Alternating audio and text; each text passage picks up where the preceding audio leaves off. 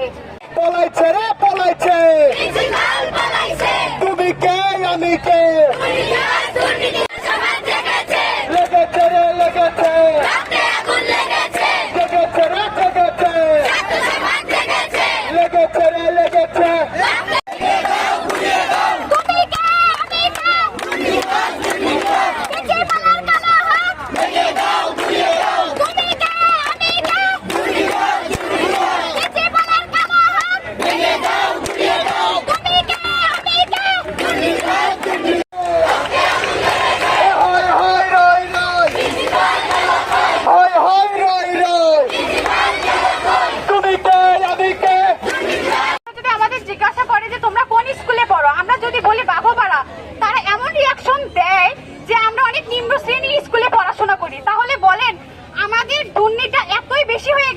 দুর্নীতি যে সবাই আমাদের এত নিচ চোখে দেখতেছে যে বাঘোপাড়া স্কুল এত নিচে চলে গেছে, স্কুলে হয় না।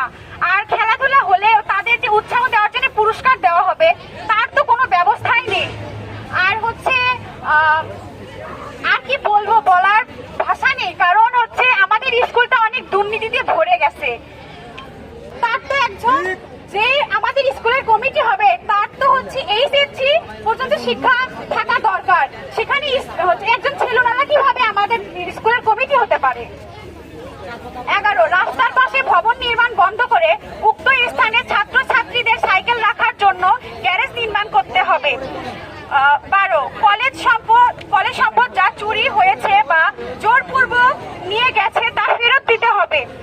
13 খেলার মাঠ স্থানীয় সকলের খেলাধুলার জন্য অনুষ্ঠানের জন্য উন্মুক্ত করতে হবে।